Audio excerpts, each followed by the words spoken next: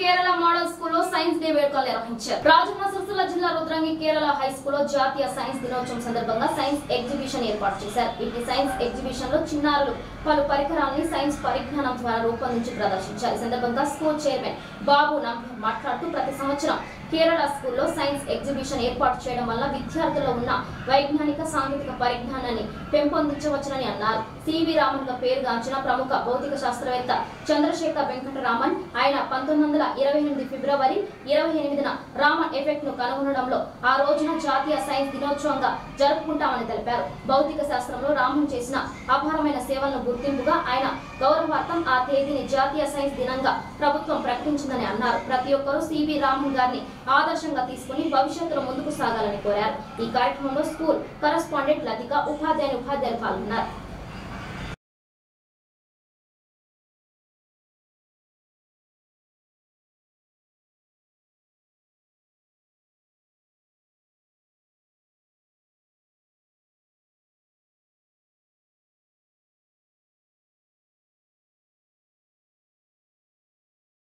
Everyone, we are from Kerala High School, Rudrangi.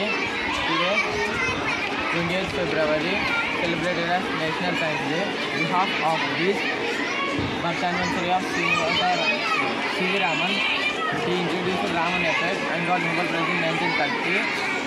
He is an inspiration to all of us.